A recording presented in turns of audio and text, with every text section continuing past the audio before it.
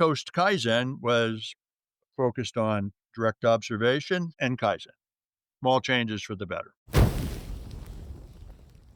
People are brilliant, and just reminding yourself at every point that if you take time to value people, this goes back to that same principle again, that people are the most valuable resource. Don't squander it. Make sure that you're developing those people.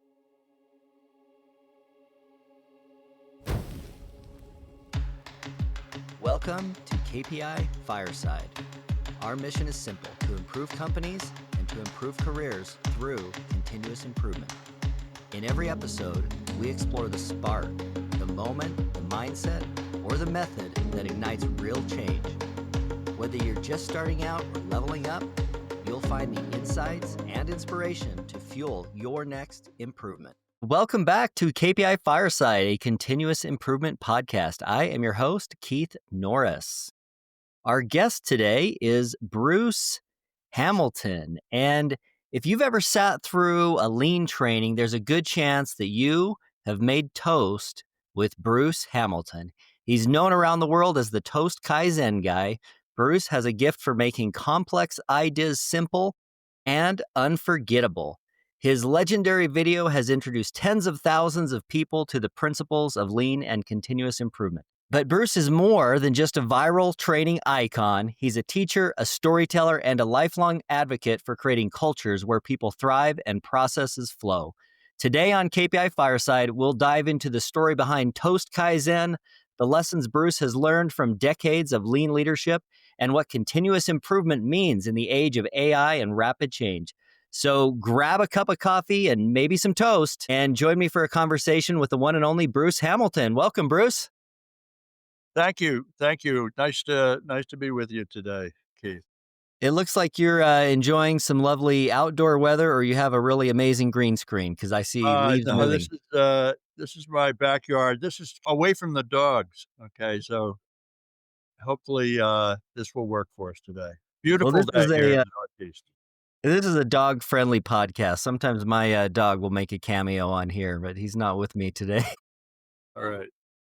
So, Bruce, one of the things that we like to start with on our podcast is a little segment that we call the spark. And the idea behind this is most of the people I meet in continuous improvement have like this moment that they might remember where like a light switch flipped on, or like they realize like there's something in this discipline for me, and I want to, put my energy into this. I'm curious if you remember when that moment was in your story. There were a lot of moments, Keith. I didn't begin my career in manufacturing. I started out in marketing. Without going into all the details, I ended up in manufacturing, kind of got dropped into a plant that I had not worked in. And on my first day in the plant, a supplier was visiting the plant and she walked by my office and I introduced myself and she says, "Pleased to meet you, Mr. Hamilton. If you can explain to me why it takes you 16 weeks to deliver a pressure switch the size of your fist to go on a compressor the size of a house." And at that moment, I knew we're in trouble. Customer is not happy. So that was that's a moment stuck with me. So that was the start of my research. Why is it taking us so long to make a small product and get it to the customer? And you were in marketing at the time? No, I'd moved from marketing very quickly. I moved from marketing into IT because I started, this was early in the days of IT and I was using it in marketing. And then, the company was using it for manufacturing. And this opportunity came up. They said, "Well, you seem to know how the computer system works. Maybe you can make MRP work." And I didn't make it work, honestly. I learned a lot about it. I learned that people weren't using it and there must be a better way. So that's another part of the story. So just picture me on that day, just starting out, recognizing that whatever work I'd been doing with IT was not exactly helpful. And now the customer is confirming that you should be doing a lot better. Yeah. So that's how I landed never intended to be in manufacturing. I love it. Happy to say I'm a production grunt, but I love the other parts of business too. Very interesting. Very interesting. I'm curious to hear just a little bit about your story and how maybe through the evolution of how your perspective might have changed from that to, from production to leadership? Any other career transitions or company transitions that stand out as moments of inflection? Well, it's interesting, if you take a look at, the roles in a business, Keith, when I was in marketing, it was kind of the persona was creative guy, okay, which I like, and, communicator and, a salesperson, although I'm not really a good salesperson, but I provided a lot of effort to that end for salespeople. And then when I moved into IT, I became a brainy guy. So at that time, at least, there was a presumption or sort of an idea that if you're working in IT, you must be very smart. So I didn't get any smarter, but people thought I was smarter. And then when I moved into production, my IQ suddenly dropped 100 points. And these were people who knew me. But all of a sudden, I would be saying same thing I was saying, I'm still Bruce, and I'm offering these observations. And because of the position that I was in, and I was in management, it was even worse for the folks who were on the floor. You know, they were bad children. So it was a real eye opener for me moving through the organization. And don't misunderstand me. This was a wonderful company. I loved working for this company. This was every company. This is how companies operated. They were isolated. My first two jobs were not even in the same building. And so I had very little knowledge of what was going on. Probably better that I didn't because, all of the traditions that were happening on the shop floor, they weren't good for us either. Sort of autocratic behavior and, um, all of the whole business of huge lot production. People who are accustomed to it didn't see a problem with it. But for me, kind of virgin eyes, it said, this doesn't make any sense. You're building a whole lot of stuff that nobody wants. And then, when I began to learn about TPS, it's pretty early along. So today there's probably 365 million books on TPS. But at that time, Keith, there wasn't a lot. There was a couple books by some American authors. Robert Hall, Zero Inventories was an early text, but these were like reporters. And there was just one little line in Robert Hall's book that pointed to Shigeo Shingo in Seven Waste. And I said, "Oh, I got to get that." And there was a book. It was published by the Japanese Management Association. A very bad translation. I learned later was a translation by his son Ritsuo Shingo. And so, thank you to Ritsuo. He was the one who persuaded his dad to write and do something outside of Japan, for which Shingo had a black eye for a long time. You know, like the Really? folks, Toyota folks didn't like that he did that. They felt like he was giving away trade secrets. That's changed a lot. I think today he's definitely more highly regarded as one of the persons who was a contributor. And it's all started from that book, and certainly other books. I see a library in the back and I love books. I tell people you can't, you can't learn this stuff from a book, but I have probably got more books than anybody else I know on this topic. And so there's Shingo's books were really important, but so weren't a whole lot of other books. People who had suffered previously had a little bit more background before me. That was very helpful.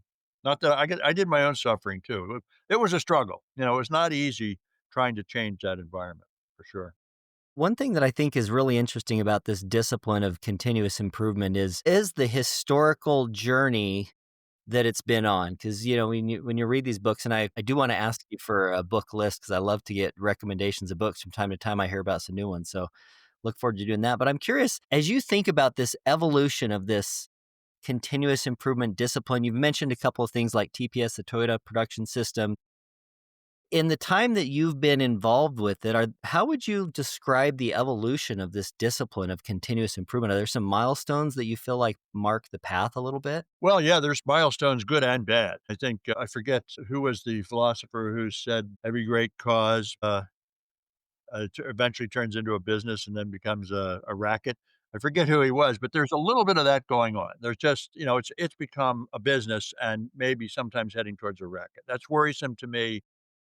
Yeah. A lot of derivatives of the original thinking. At the same time, I think a lot of additional really good thinking from Toyota themselves. They see it as it's not a static system, but although the principles, Keith, are exactly the same today as when I first learned them. I've had the good fortune of having folks from Toyota Supplier Support Center come into my plant, help me learn true TPS. That's how they put it at the time. They did had nothing they nothing want nothing to do with lean, true TPS, and it was, they dragged me through a keyhole, but their material was taken right from Taiichi Ohno's book and the philosophy, and if you were to look today at what Toyota is doing, it's radically different in terms of use of automation and tools and so forth, and just dealing with the same kinds of generational things that everybody else is dealing with, but the philosophy is exactly the same. You know, the I'm sorry, go ahead. I was gonna ask you, what are some of those principles or building blocks, about that philosophy that haven't changed? So there's four principles that I learned. Now there's principle is a funny word. There's Toyota referred to them as their philosophy. So I probably ought to be clear about this. The Shingo Institute refers to 10 fundamental principles, and they align very well with Toyota's philosophy. But the philosophy was pretty simple. It had 4 points to it. First one had to do with the customer. They said that the customer needs are number 1, and what that meant was all of our viewpoints should be from the customer's standpoint. Take off your supplier hat and think of yourself as a customer for a moment. What you would like is exactly what you want. My exact order immediately with perfect quality. Well, that's pretty steep, but that's it. That's the ideal, whether you can do it or not. The exact order immediately with perfect quality. And that was philosophy point number 1. And the second point was that people are the most valuable resource. I translated that for parochially into employees are the most valuable resource because that was the group that I was, but it would also include, the community and suppliers and everybody who make this up. People are the most valuable resource, which of course is in opposition to traditional accounting that treats people as a variable expense. So, if you buy a machine, that's an asset, but a person's an expense. So it's just something to kind of remember that whatever you're doing, it needs to be focused on these two groups. On the one hand, the customers, on the other hand, the people who are providing the value to the customers. The next point in this philosophy, and this is where this next door are where Toast Kaizen came from. If you want to learn something, it might be a good idea if you actually go see.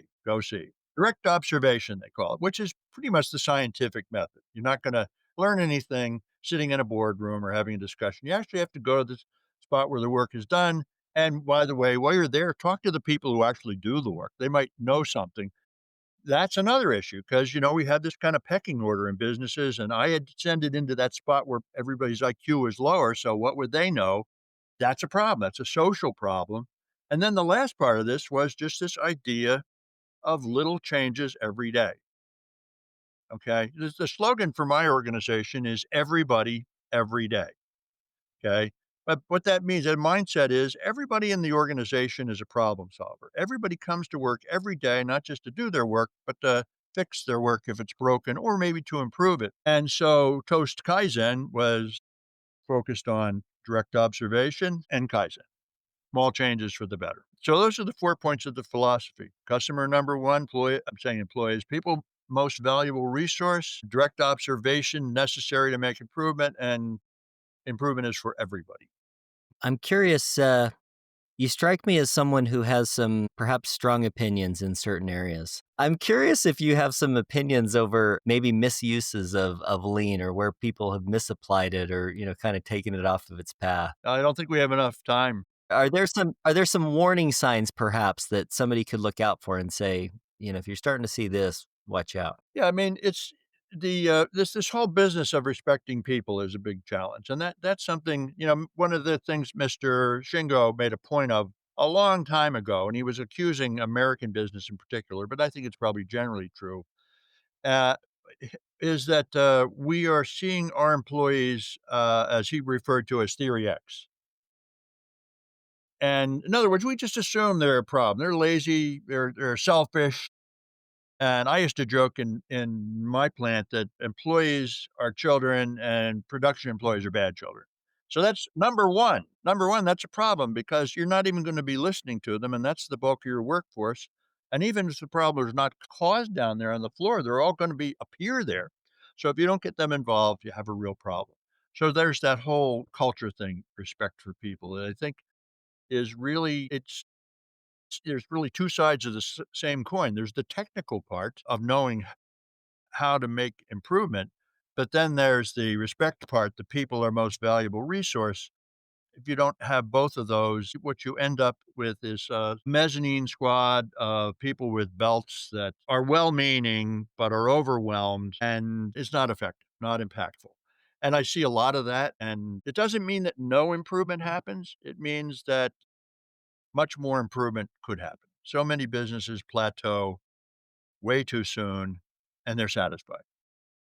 But Mr. Shingo would say, "You got too many X employees, you want Y employees." Means bring it on, and that was very fundamental in his thinking. The guy was often, thought of as a technical genius, but you read his books, it was all about people, and so I think he really nailed that piece. I think that's such an interesting piece to this discipline in general is the opportunity to be engaged in the work. I have a philosophy that I don't think anybody starts a new job wanting, we're all optimistic. You start a new job, you generally think, hey, this is going to go great. This is going to be wonderful. Oh, this boss I have, this thing I'm doing is going to be great. And then over time, people tend to, that changes for whatever reason. But I think that this lean thing, this continuous improvement thing has a lot to offer people who want to not grow to hate the work that they do. Like there's an opportunity to grow and evolve in so many ways. How should somebody think about their business strategy, how should they think about lean as far as something they need to implement inside their business? Is it a set of processes? Is it a strategy? Is it a core value? Like, how would you describe it as something to plug into? Well, on a practical level, any change begins with a perceived need. You gotta have an issue, gotta have something. If you're happy where things are, and it's incredible to me how happy people can be in bad situations, then you're not gonna be inclined to change. So there needs to be, I think, certainly for those folks who are trying to create change, they have to find that emotional attachment. What is it that people what's something really makes me mad? I'd like to fix that. Let's fix those problems, get people motivated, and then so there's the motivation. And the motivation could be on several levels. And the motivation for the person on the floor who is pushing a cart with a broken wheel and has been doing it for 4 years and cursing under his breath the whole time. His motivation is based upon that freaking wheel. If we just fixed that wheel, I'd be happier. Would anybody be listening to me? And there's the motivation of the manager. Managers are just overwrought. It seems like they got to solve every problem in the business, and it's very hard for them to put time on this. And they're afraid to let go and turn this over to the folks who work for them. Why? Because they're working for people who hold them responsible for everything that goes on. So they're extra careful. I was talking to an organization this week, and it was exactly that. They were saying, we just have meetings all the time. And it really boiled down to, well, nobody can do anything unless they ask you. You're just a bottleneck. So there's a certain amount, of courage involved, actually a lot in some organizations, to make that change from someone who is supposed to be the thinker, the only person who can think, to kind of making everybody a thinker doer, getting more people involved. That's and then there's so that's the motivation. And then there's, what Mr. Shingo referred to as better means. It's that stuff that you often see in the Toyota house or the just in time and Jidoka and all of those things are, I'm saying they're technical, but they're not technical in the way, like designing some sort of high tech product, but they're techniques and they work. And they work for a reason because they make it easy. They make it easy to make what's needed. So if people don't, they can be motivated, but if they don't have those skills, they're not going to do it. Like oftentimes, people just get beat up if a mistake is made. But once they learn that there's actually a way to trap the mistake, all of a sudden, everybody's talking about the mistakes because I know I can fix this now. They're not going to fix it unless I talk about it. And so it's different. You gotta have the motivation, and then you gotta have the means to do it. And, then along the way, as I said, there needs to be courage, and that courage is pretty much there's gotta be somebody at some level. It's not always the persons at the top. but it's got to be somebody who has sufficient can provide sufficient cover to actually get this engine going. I know organizations exist at all different points of evolution here, and you can have somebody who's a brand new employee inside of an organization who happens to land inside of a company that maybe has some sort of a formal program, or maybe they just happen to be very, a real go getter and leaning into it. Or you can have a CEO at the top of a company says, "This is the way we're going to do it. We're going to have this program here." Maybe in terms of like your journey or advice that you could give to somebody who is on their journey, if their company doesn't have like a super formal program in place that they can just march through, what are some ways that somebody might pull this in or get interested in this discipline inside their organization? Yeah, it's a good question. It's going to be different for every organization because there are so many different sizes and shapes of organizations. But I think you kind of have to um, kind of stand on the balcony and look over at what your situation is and figure out, what can I get away with. But generally speaking, and this is something I learned when TSSE worked with my company, pick something which is very narrowly defined. They call it inch wide and mile deep.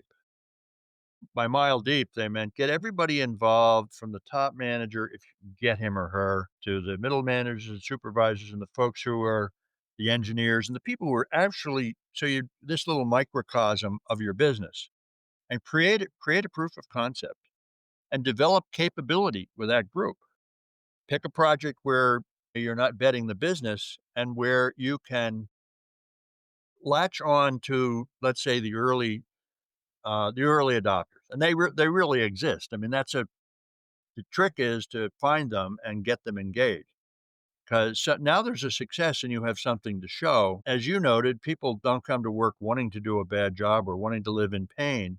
And if they're seeing this is actually working, and this was my experience when I was manufacturing management, that initially people just assumed that anything we did was going to make things worse. That was the whole point of Toast Kaizen, to show uh, not just our employees, but our management team that, there's simple things that you can do and they're not going to be make life harder for you. They're going to make it easier. And that's what we're aiming for.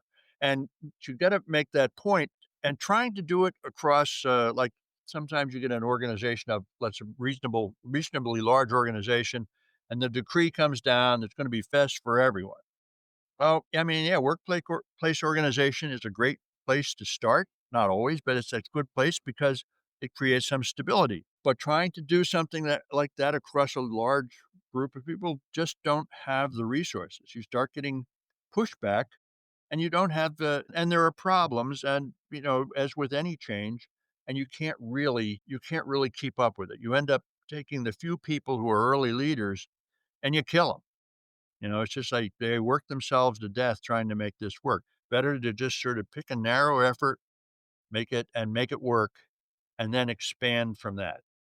When you say inch wide, mile deep, or pick a single effort or initiative, can you give us like an example of what you're thinking? Maybe something from your history or something, Sure, an example. sure. I write this blog, and I've written about all of this at one point. Although recently I had to take the blog down, I'm repurposing some of the stuff, but it's coming back up. But so here's an example. When Toyota was working with us, we have a machine shop which feeds an assembly area, and we had tried to do some work. We were already a Shingo Prize recipient at this point, so people thought we were pretty good. I was not under that illusion personally. We had a lot to do, a lot of room to improve, but it was taking us 90 minutes to set up a machine, and that meant that this lathe had to produce, 100 times more parts than we needed, which meant, of course, we needed more lathes and more operators. And these poor folks at those machines were always behind. They were the bums because they could never get the parts to the factory on time.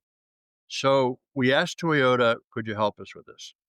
They sent in a consultant, actually a young lady who was an industrial engineer. I'm going to guess she was maybe 20 something, and she stood in the machine shop first on her first visit, and for a full day, none of the operators spoke to her at all. They didn't want to have anything to do with her. She came back on the second day, and she kept trying to ask questions, and finally, on that day, There was one thing on the sheet at the end of the day. She says, "The operators say that the machines have not been properly serviced and they're not reliable." And, if the machines are not reliable, you can't set them up reliably. And I guess wasn't really aware of that. I saw them, they seemed to be working, but making a lot of adjustments. She said, "So we're just gonna work on this one machine. This is the inch wide part. Just this one lathe over here. Not all the other dozen lathes, leave them alone. And I'm coming back in 3 weeks, and you need to overhaul that." And I regrettably said, "I don't think it's possible for us to get that machine overhauled in that period of time." And she said, "Well, good luck. I'm not coming back." So that was a real lesson for me. So I said, "Okay, well, we're gonna do it." And we did. And the next time she came back, there were 8 pages, Keith, of things that the operators wanted to do. And of course, those all had to be done in the same period of time. So Wow. when I mentioned earlier being dragged through a keyhole, that's what I'm talking about. But it was so illuminating to me. I'm saying all this stuff, they would say, "Bruce, you obviously don't respect these people because you leave all this stuff." And I said, "Yeah, I'm sorry. I didn't realize." They said, "Well, direct observation. See, here's the philosophy in practice. You actually go out there and you look. And of course, a lot of it you can't see unless the operators tell you. A lot of it just gets fixed by sleight of hand." So there's an example of kind of principles put into action, inch wide, mile deep. Now, if I could just, I know we're probably running close on time, but an extension of this is the director from TSSC came in. We were really humming. We were making great progress. So we went from 90 minutes down to an hour, down to 45 minutes. And when her boss, Mr. Oba from, TSSC came in, I was really enthusiastic, and Oba we walked to the spot where the improvements were being done. I said, "Oh, Mr. Oba," I said, "The BNC is already at 20 minutes. We're already at 20 minutes." And I said, "And we've already started on the LE22." And he looked at me. The LE22 was the machine next to it. He looked at me, he turned on his heels and walked out of the building. And I'm immediately saying, "Oh my god, what did I do?" So I followed him out and I asked him, I said, "I'm Mr. Oba," I said, "I thought we were doing the right thing." And he sort of like in a, Mr. Miyagi type of thing, just sighed and said, "You'll never be better than," because he had given us a goal of single minute exchange of dies, and all of a sudden I was gonna spread the learning from 20 minutes. Once again, inch wide, mile deep. And of course, at that point, I was the VP of manufacturing, so that was the mile deep part. And it was a total change because now something was happening and the operators felt somebody's listening. We're doing things. It was incredibly creative. All the little changes, we started out talking about, hours of setup, then went to minutes of setup. And by the time we were done, we had a chart on the wall that showed, minutes and seconds of setup and little things you could do here or there. Really fascinating. For me, that was an example. There were so many of those examples. Once people get involved, that's where the everybody every day part came from. That was for me, I said, yeah, this is what this is about. That's a great mantra. Everybody, every day. It sounds like you've had some really interesting experiences with mentors through this process. If there's a few of those lessons that have been maybe passed down to you, I'm sure there's a lot, but is there maybe a few that stand out to you as stuff that was passed down to you that you have figured out how to pass on to others? So, yeah, there's certainly I've had a lot of mentors, and it's hard to say exactly. I've just sort of given you one, the inch wide, mile deep. Masaki Amai was another person who had a great influence on me, brilliant guy. His idea of Kaizen was, many small changes for the better that come from the common sense and experience of the people who do the work. And that's a direct quote. Now, at the time we were trying to implement this, there was sort of competing ideas of Kaizen, and there still are. Big boom, break them up, bash it down, mow everything down, stuff. There are times when you can make major changes. Not the first thing you do. What we're trying to do, the spirit of it is that people have this tremendous ability to create change, but only if you get them involved. So that was an important choice for me to not get sucked into the idea that if you don't have one big Kaizen event a month, you're not doing anything. But it was actually, I want to be careful because there are times, I think, particularly when a company has got a number of people on board, what you end up with is more and more people involved, less and less resistance. So things that seemed impossible to do on day one, say, oh, that's going to take us forever. They get done on a Friday afternoon now because you would say it took us 30 years to get to the point where we believe we could do it, and it took us a half an hour or half a day to actually do it. So that's a big part of this change management. We're all so accustomed to the way we've always done things, and we're afraid of change because it seems in the past, whenever there was a change, it just made things worse. That does happen from time to time, doesn't it? That thing that Well, we when think's we talk gonna. about you mentioned cost reduction, people scatter, and you wonder why. Now, this isn't just in manufacturing. Cost reduction is chopping heads in a lot of businesses. In healthcare, it's awful. So when you say, "Oh, we've got somebody who's coming in to do continuous improvement," immediately they scatter again because let's don't keep a low profile, or you might not have a job. It does And seem that like there's a bit of a, I don't necessarily wanna call it a branding problem, but when you use the word lean, I do think that there is a certain group of people that think a private equity firm's gonna come in and cut some headcount or something, and I think it's obviously not the theory, the philosophy, the best practice. and So that's because they do.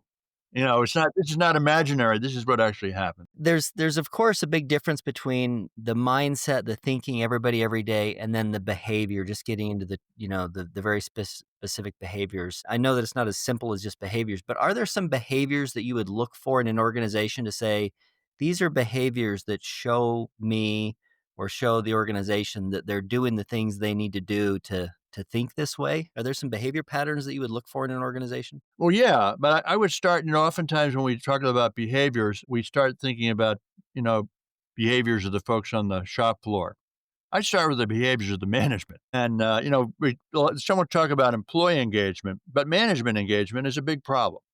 It's pretty common that they only have the faintest idea of what's happening and that things are being done almost undercover for fear of, somebody finding out. And I'm being a little unfair here because there sure clearly are some top managers who do a wonderful job of leading. And it's remarkably different when a top manager is really getting into this. It's so different. Things can happen so much more quickly. But in the absence of that, it's tenuous. And managers also, there's certain behaviors that they have. There are these just moments of truth where somebody comes up and wants to talk about a problem that they have, and they're told to get back to work. I mean, that has a very profound impact. It says, if she doesn't care, then neither do I. And you wonder where the spite comes from. I don't wonder. I don't wonder. I think that, 99.999% of people, as you say, come to work, try to do a good job, and they have ideas, and after that all is beat out of them for a while, they say, "Well, that's the way it is. I'm just trying to survive." This is what drew me, but, initially, I was drawn to this because I had it, with the business that I was working for was in a miserable state. We needed to fix things. But ultimately, pretty quickly, I was drawn to it because it was so exciting to see how brilliant people were. These weren't people, they weren't brilliant because they had doctoral degrees. A lot of these folks, in my plant, there were 9 languages spoken. And these persons many of them did not finish high school, but they were brilliant. All of a sudden, because they saw the ability to create change and they had the means to create change, amazing things happen. And that's why I stay with it today.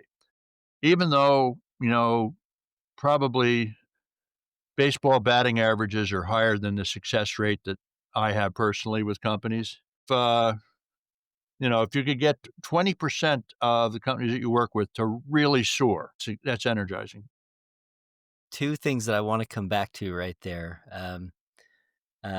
One of them, let me ask you. Let's say I'm a manager, maybe I'm kind of newish in my role, and I'm listening to you, and I'm learning about this lean. I'm hearing you talk about employee engagement, and I'm like, Bruce, I think I've kind of messed up because I've been like the answer guy. Like my people have been bringing me problems, and I've just been solving them, and now I'm feeling a little stressed out and overwhelmed. And they brought me some ideas, and I've kind of slapped their hand, and now I think they're kind of afraid to. How can I back up from that? How can I move from that to a better form of leadership with my people? It takes time, but people are resilient. People want things to be better. Look, I've made more than a few goofs like that, but people will forgive you. You admit, I made a mistake. I was wrong. That alone, I mean, that's not a typical management behavior. That's true.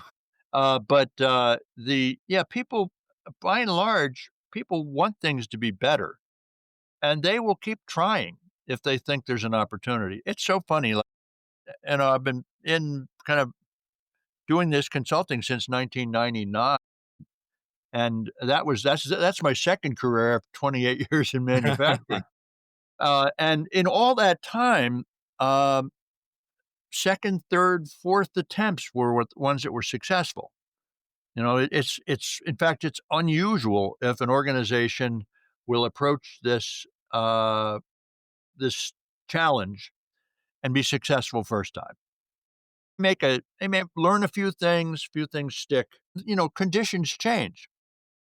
If business gets really good, sometimes this just gets forgotten and it wanes and then it needs to be picked up again. Keeping it continuous is definitely a challenge. And it's not something, at least in my opinion, it's not something that ever, my former boss, who was the owner of the company, asked me one time, says, "Bruce, haven't we had enough continuous improvement?" I said, "Oh." I said, "No." I said, "That's not how it works." You're continually shoveling sand against the tide. You just need a whole lot of shovels, and you gotta constantly be on this, and this is why I think so many organizations struggle. One thing that many companies do not give, much attention to is succession. That's a problem. So, a new person takes over, and it could be in a variety of different spots, and they don't understand, and they're not providing they don't have that vision, and things can fall apart pretty quickly. Planning for succession is a big deal for l companies, organizations large and small. Yeah, that's such a good insight. Nothing, particularly in a small business, nothing like seeing how much stuff was stuck in somebody's head when somebody key leaves the organization, and you're like, nobody knows how to do that thing anymore. Yeah. That's a problem that can come up from time to time. So let's talk just a minute about the future of change and continuous improvement. And AI is like the thing that everybody wants to talk about. And AI is changing so many things. It's going to create endless supplies of ideas and things that need to happen, perhaps. But there's still a lot of things that aren't going to change. I'm curious if you have any take on just AI and how that affects things like lean and continuous improvement. Yeah, so it has a big effect. Absolutely. Look, I'm sure at some point somebody was standing at the side of the road when the wheel was invented and saying, "Whoa, that's gonna change everything." And they were right. And the same is true with AI, and it is mind-boggling. Not just AI, but robotics and that the just technology in general is advancing at a rapid rate, and we need to be thinking about how to use it wisely, which I think, is maybe a general issue for the human species of being wisely using wise use of technology. And I'm actually working with a group. I'll just give them a plug. Future of People at Work. That's dealing, among other things, with where will AI fit? Because it's not going away, got it going away, and it's becoming more ever present and more powerful. I use AI on a regular basis for research because it's so much faster than digging through file after file. As yet, I have refused to let it write anything for me. But because it becomes a question of how it's used. It's part of the future. I know I have good friends at Toyota, and they see it as just another extension of technology. And what's the best way? How can we use it to help us solve problems faster and faster? The buzzword is AI plus people, not AI in place of people. And that's a concern to me because there's no question. And the interesting thing is that a lot of this is white collar jobs we're talking about. There are so many entry-level white-collar jobs that can be done by an assistant, an AI assistant, but do we really wanna do that? I mean, it's all based upon current knowledge. Who's gonna generate the new knowledge? It's definitely a part of continuous improvement going forward. It's a part of living going forward. Question is, will we have the wisdom to apply it, or this gets back to the principles again. Yeah. People are the most valuable resource. So this gets back to one of the questions I wanted to pick up on from before. But for you, Bruce, what does a good day look like? Like, if you could do anything at this point in your career and have a good day at work versus a bad day at work, have you thought much about like my ideal day is when X happens? Hmm. Yeah, I mean, generally, and I think all the folks that I work with, the consultants, would say the same thing. The ideal day is when you're working with the client and the light goes on. And we're struggling to learn, and all of a sudden, they discover this new way of operating, and they become excited. That's what that's what this is about. That's what keeps me going. I love that. I love that answer. Do you think that that answer is something that has evolved in you, or has it always been there? I mean, I know some people like early in their career are like the doer and they're the ones they want the light to go on for themselves, but it seems like later in the career, watching the light go on for others has more of a place. I think that's probably true, Keith, but for me, it was a little different because I landed in an environment where I'd had no previous experience. I was not encumbered with the mistaken idea that I knew what I was doing. Now, imagine this 23-year-old kid, I guess I was 28 at that point, going into a factory knowing nothing about manufacturing. I was not in a position to be dictating. So all I could see was people were living in a world of pain. Things were not working. Orders were late. Profits were low. Morale was terrible. What can I do about it? And it was my good fortune that I happened on to a book by Shigeo Shingo. And that's kind of all grew from there. I love that you start with, that you kind of point out the idea that started with a book. One thing that I'm very fond of, I'm an advocate for people being engaged in their work and being the CEO of a company. Sometimes that sounds like, hey, I want people to work all the time or whatever. That's not necessarily the case. I want people to really enjoy what they do at work. I also think that to really enjoy what you work, you have to probably put in a little bit of like effort into building your skills outside of the workplace. Like I'm guessing that the stuff that you've learned about lean, you didn't learn it all on company time. You probably had to invest some time outside of that to read some books and do some things Sure, it's and it's like improve yourself. anything else. If you're doing something, that you really are excited about, that you put time into it, doesn't seem like work. I had the good fortune of discovering the Shingo Prize, and that gave me an opportunity to go out and visit companies. So I went out as an examiner. It's funny, whenever I would head out as an examiner, the folks in the plant would say, "Oh, geez, he's gonna come back with a million more ideas." And that was my opportunity. So I felt like, well, I'm participating, I'm into the community, but I'm out there to learn. So yeah, and I just want maybe take one step aside. I've been talking about Toyota Production System exclusively, but the fact is there's a whole lot of really good learning which is only tangentially related. I wrote a post for my blog this week. I think maybe you read it, and it quotes a guy named Alfie Kohn who wrote a book about essentially his book was written for teachers, for school teachers. But the idea just struck with me that the way we force people to learn, they're not really learning. It's not motivational. What we're looking for is intrinsic motivation. You were looking for this, bring it on. And that doesn't happen by saying, we'll give you a gold star if we'll two ideas and we'll give you a gold star. So that's not typically Toyota, although they absolutely would subscribe to that. And I'll mention also that one of the early influences on me was the Goal, Ellie Goldratt. Now that's not lean. He would say it's not lean, and lean people would say it's not lean. But the fact is, it had the same issues. The problem with queuing and bottlenecks and people. He talked a lot about people as well. So it's not one technology or another. I think if you kind of get the spirit of making things better, there are a lot of avenues, a lot of avenues as yet unexplored, different types of different parts of the business, in engineering or sales or finance, and you'll see them out there, but they're not in the mainstream. We're still kind of focused on the people who are on the shop. Yeah, I think that's one of the things that I really like about this discipline is how deep it is. I mean, there's a lot of tangents, I think is the word that you use, similar related things, evolution and just scientific thinking. I mean, yeah, so much there. And how applicable it can be across disciplines is is always interesting to me, and the fact that it's just infinitely applicable in different areas, and just because you know the principles doesn't mean that you can act perfectly in all of those situations. There's always something more, it seems. So that's a Absolutely. very good one.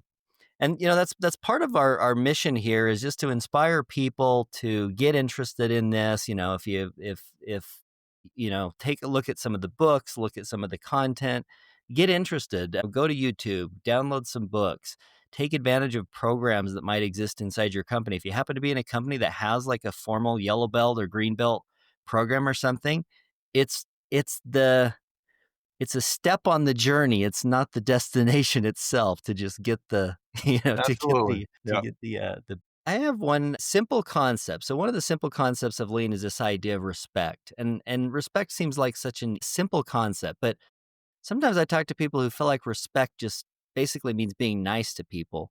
But I have a hunch that you might have a perspective on what really demonstrating respect means in this context. Yeah, well, it means several things. Like when Mr. Shingo talked about respect, he talked about respect for humanity. And this was the context. He says, "Don't don't rag on people if they make a mistake, because that's just part of humanity. There is nobody who doesn't make mistakes." He said, "And all you're doing is making the situation worse. So respect humanity. Let's figure out who we are, and that's what mistake proofing was about. Let's do something about it rather than beating people up," which unfortunately is still what often happens. And then there's deferential respect, which for me is important. There are people that I have learned from who I feel like when I talked about Mr. Oba, he's somebody, and he was so brilliant that I could not bow low enough. He was just such a brilliant guy, and that's deferential respect. I'm not gonna spend a lot of time arguing with him because if he says something and I disagree, it's probably because I don't understand yet. Okay, so there's that. There's a really negative type of respect, and that's, respect your superiors. I think that's a problem. Respect your elders, I'm okay with that at this point in my life. The but the idea that for both of those are deferential respect, but not necessarily deserved. This idea of mutual respect, of understanding that, I think, Will Nye the Science Guy, was quoted, saying, "Everybody knows something you don't know." So true. That if you need to be curious and, understand people. That we spend a lot of time with clients, trying to focus on that. Listen to understand. Don't listen to answer back. Honestly, this is a problem for me because I get rolling. I overpower people, and I just need to step back and say, Bruce, just stop already. Let people talk. Let them listen. Listen to what they're saying, and you might learn something. And that's respect for people. The fact that somebody doesn't have an advanced degree does not make them stupid. And the fact that somebody has an advanced degree does not make them smart. These are just, quirks of fate, as to where you grew up and how much money your family had. But so people are brilliant. And just reminding yourself at every point that if you take time to value people, this goes back to that same principle again, that people are the most valuable resource. Don't squander it. Make sure that you're developing those people. That's so true. This episode is brought to you by KPI Fire, the all in one platform for continuous improvement. With KPI Fire, you can align strategy, drive execution, and engage your people.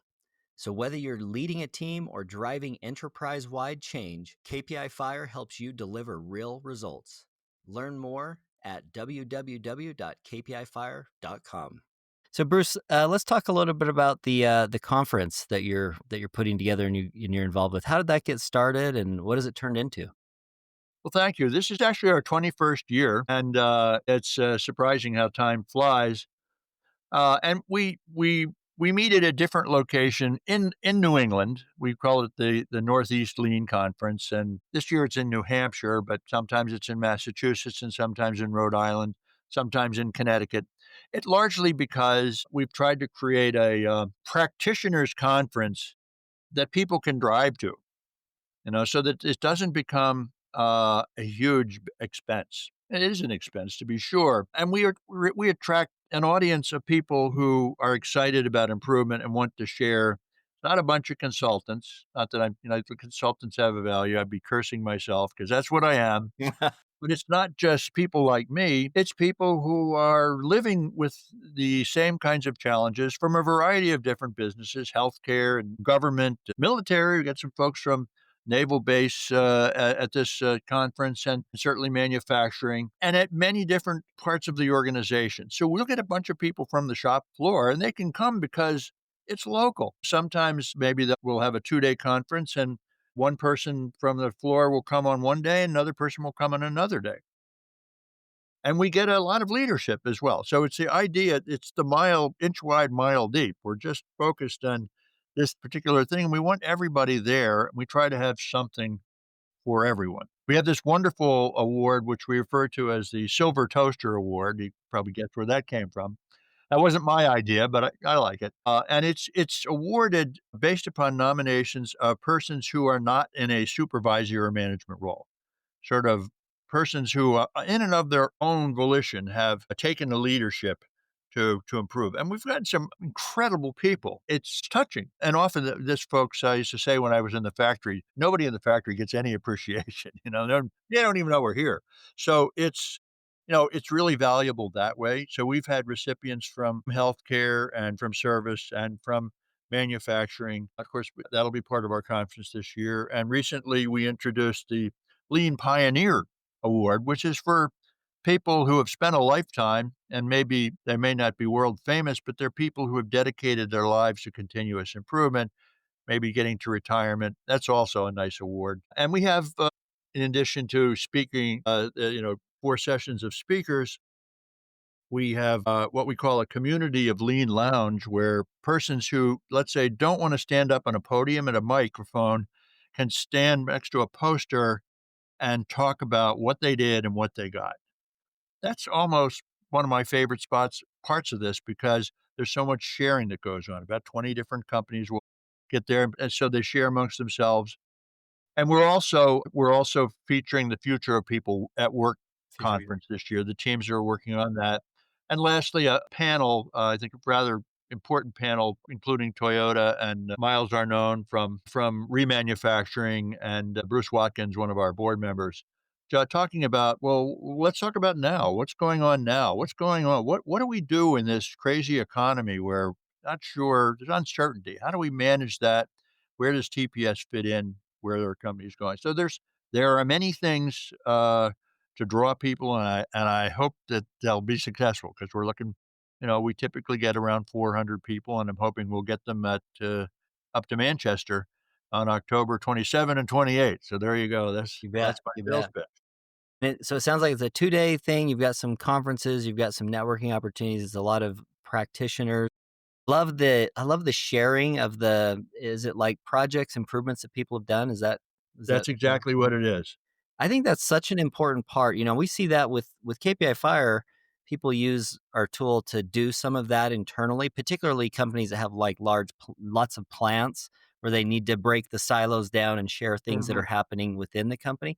But I Yeah, think events like what you're putting together is a great opportunity for people in those companies and also smaller ones where maybe it's just them that's doing this thing and they want to figure out how people in other industries are doing it, because there's so many lessons. And again, that's what's been fun about this podcast that we've been doing, is hearing the lessons, whether you're in a flight school like Will Miller or Theory of Constraints, or um, the stuff that you're doing, biomedical, manufacturing, defense, like so many different industries. Like the problem solving practices, the tools, the skills, the mindset are so similar. And I think that one thing I'm struck by with the future of people at work or the future of AI is how important this idea of employee engagement is in this discipline. And I think that for any company out there that's trying to figure out how to have a competitive advantage in the future, having a workplace where people really like the work that they're doing and they're involved in making positive change is such a good strategic advantage that I see. So I really appreciate what you're doing with the conference and building that community. well, thank you, and I certainly agree with you. It's an underappreciated employee benefit that I like my job. Some people listen to me. We're actually making things better. So, yeah, very important. That's one thing that I've thought a lot about as I think about AI and how AI is going to change the work that people do. And I, again, with all of these AI models out there, infinitely being able to create every idea and tell you exactly what you should do to reduce scrap, I still think that the constraint, the bottleneck in that situation is employees who care enough to actually want to do it. And I think that the future is bright for people who get involved with continuous improvement and read the book, watch the YouTube videos on making toast with Bruce, and have a proactive mindset about how change is going to happen. Because one thing that's never going to stop changing is the change itself, right? Definitely is not, Keith. You may recall the days before the GPS, and you might be looking with a map in your hand or MapQuest or something like that before it was on your phone. And so it's wonderful. It's a wonderful tool. AI is a lot like that too. It's just this type of breakthrough where it just tells you where to go.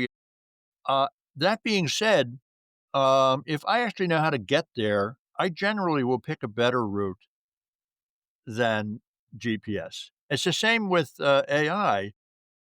Am, I will say, kind of a Shingo geek.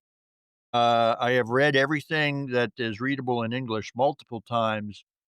And when I inquire of from AI specifics around that, there are mistakes. And ChatGPT, I guess they call it hallucinating. Yeah. It makes up quotes, and I'll ask, "Is that a direct quote?" Nope, not a direct quote. So that's the status. But do I think that's going to stay that way? No, it's just going to get better and better. Right now, we're just at the very beginning of its capability, but got to be a little careful.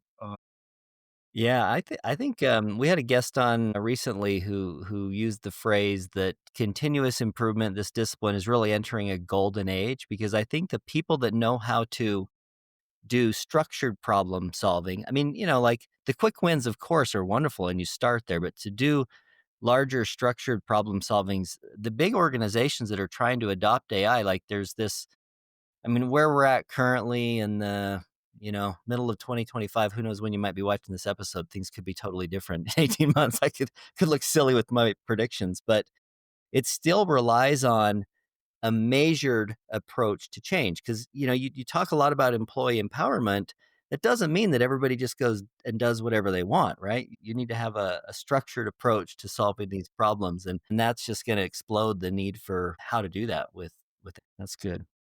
Well, Bruce, I'd like to just move into a little section we call the rapid fire. These are just a few quick questions, kind of short phrase answers. The most important job of a leader is to blank.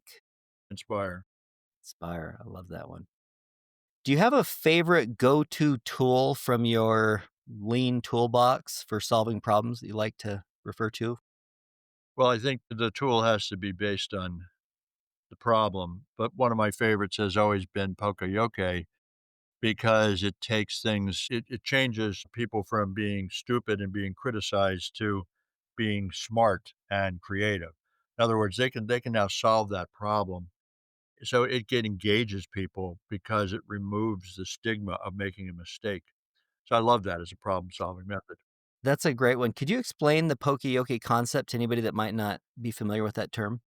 Yeah, so Mr. Shingo made the comment that mistakes are inevitable, but the defects that they create are not. For example, the local bank that I went to used to, if I took my cash and drove away, they would keep the card, and then I'd be stuck. What's your card edition? So, if you just look at the sequence of things, I think I got that backwards. If I took the cash, if I took my card, no, I got it right.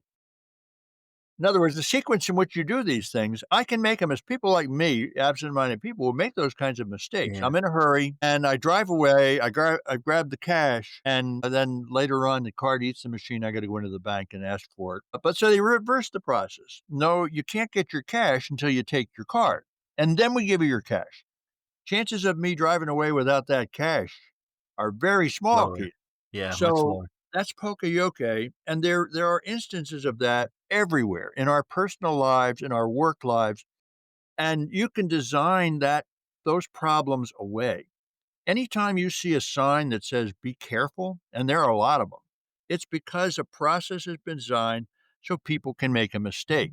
And what that means is that even when they're not making the mistake, they're worrying about making the mistake. Oh, did I get that? Did I get that? I forget. Did I count that right? And so there are innumerable opportunities to present the defect, the mistake from turning into a defect. Just trap it. I love it. I love that That's a great one. Here's another finish this sentence. Continuous improvement is blank everybody every day. every day. That's a great one. Do you have a favorite question that you like to lean on? What problem are you trying to solve? I guess that's a good one. That's such a good one. I love that one. And what are you most fired up or excited about right now? What are you looking forward to? Conference. Conference? Yeah. That's exciting. I think it's a great opportunity to get together with people. I meet people I have known for a long time and I meet new people. It's exciting for me. Yeah, that's wonderful. Well, Bruce, we'll wrap it up with that. And I really appreciate you making the time to come on with us today. This has been super fun to have a conversation with you and to hear some of these stories. It's definitely fun. So thank you so much for joining us here today. My pleasure, Keith. Thank you for asking. Yeah. For anybody that wants to connect with you, is there a website or something that you want to share with everyone? Sure, gbmp.org. gbmp.org. gbmp.org. And You'll check out the find us there. conference in late October. Wonderful. Well, thank you so much for joining us today on the podcast. We appreciate your time and your experience. For anybody listening, if you would like to suggest a guest or ask a question or give us any ideas for future episodes, please reach out to me. You can find me on LinkedIn, Keith Norris. And this concludes this episode of KPI Fireside, a continuous improvement podcast.